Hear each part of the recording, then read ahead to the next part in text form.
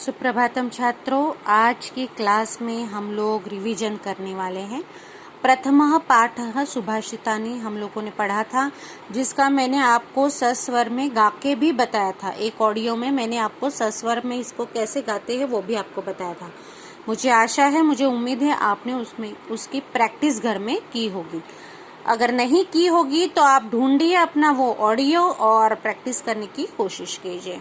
आज इसका हम लोग रिवीजन करने वाले हैं। रिवीजन में आपको क्वेश्चन नंबर 3 हम लोग एक पदेन उत्तरत में आपको वन वर्ड आंसर लिखना है। मैं इसलिए बोल रही हूँ सस्वर गाने के लिए, क्योंकि जिस बच्चे को अगर सस्वर आता है वो फटाफट उसके वन वर्ड आंसर दे सकता है। जिनको भी नहीं याद है वो उनको याद करना पड़ेगा। इसका वन वर्ड आंसर भी याद करने की कोई जरूरत नहीं है अगर आपको सुभाषितानि याद है तो। और बताए बच्चों, अगर सुभाषितानि आपको याद होता है तो फ्यूचर में भी आपको वो काम आता है। अगर किसी ने आपको पूछा जाए, ए लड़के तुम चलो संस्कृत सीखते हो, चलो एक श्लोक गा के बताओ, एक सुभाषितानि गा के बताओ, तो आपके पास इतनी सारी सुभाषितानि है, आप कोई भी एक सुभाषितम गा के बता सकते हो। तो अगर याद नहीं किया है तो अब याद कर लो, अभी भी समय नहीं गया है। तो पृथिव्याम कति रत्नानि, जिसको याद है वो तो फटाफट आंसर दे देगा। पृथिव्याम त्रीणि रत्नानि। मूढ़ै कुत्र रत्न संज्ञा विधीयते। मूढ़ै पाषाण खंडेषु रत्न संज्ञा विधीयते।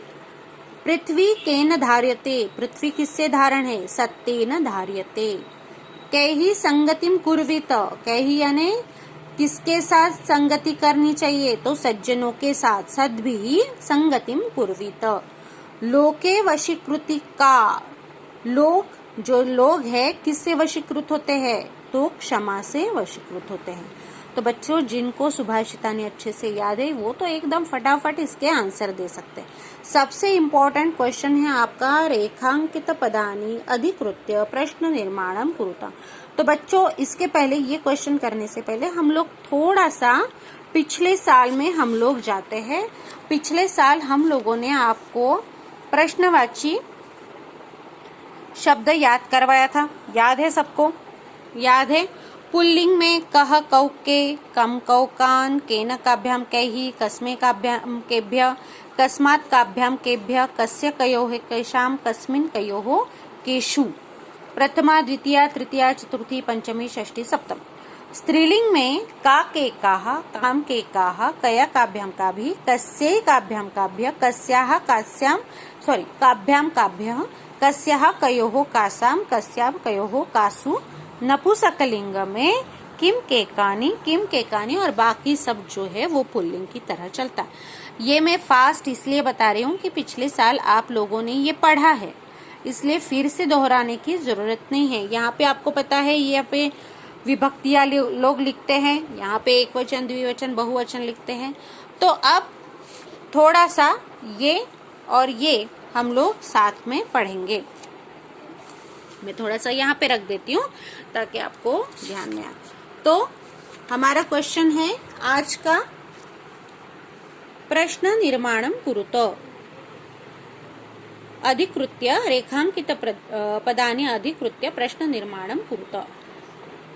सत्यम नपुंसकलिंग शब्द है। आपका ये जो अंडरलाइन किया हुआ वर्ड आपको पता होना चाहिए ये कौन से लिंग का है, कौन सी विभक्ति है। अगर ये दो चीज आपको पता है तो आपका काम आसान हो जाता है। सत्येन, सत्यम, सत्यम बोलते हैं ना अपन हम लोग, सत्यम। तो सत्यम ये नपुंसकलिंग शब्द है और नपुंसकलिंग शब्द पुल्लिंग की तरह ही चलता है, सिर्फ प्रथमा और द्वितीया अलग रहता है। किम के कानी, बाकी सब पुल्लिंग की तरह चलता है। तो सत्येन ये कौन सी विभक्ति है बताओ? राइट, तृतीया विभक्ति है। तो इसका वचन और इसका वचन सेम होना चाहिए और विभक्ति भी सेम होनी चाहिए।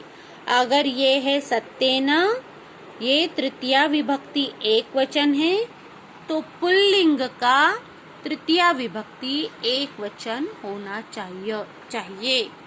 तो क्या होगा? केन वाति वायुः। सद्भिः, सज्जन, सज्जन व्यक्ति का, सज्जन मूल शब्द है, पुल्लिंग शब्द है और इसका तृतीया बहुवचन सद्भिः ही होता है, इसलिए पुल्लिंग शब्द है, ये ध्यान में रखिए, पुल्लिंग है, इसलिए इसकी विभक्ति क्या है, तृतीया विभक्ति बहुवचन। तो पुल्लिंग में जाएंगे और तृतीया विभक्ति बहुवचन है कैहि। यहाँ पे आएगा कैहि एव साहसित। वसुंधरा, अब बताओ कौन सा लिंग है, स्त्रीलिंग।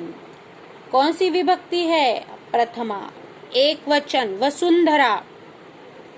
तो वसुंधरा एक वचन है, तो इसमें भी स्त्रीलिंग में एक वचन आएगा, तो का बहुरत्ना भवति, का बहुरत्ना भवति।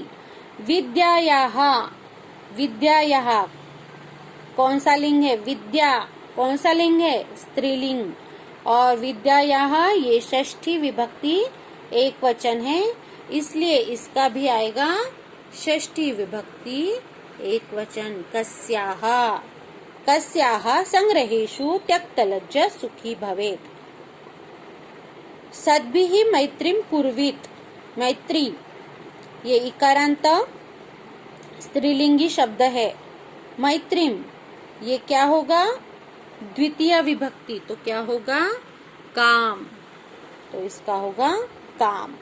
इसकी विभक्ति और इसकी विभक्ति और इसका वचन सेम होना चाहिए, और प्रश्न निर्माण करने के जो शब्द है उसका लिंग, उसकी विभक्ति और उसका वचन भी सेम होना चाहिए।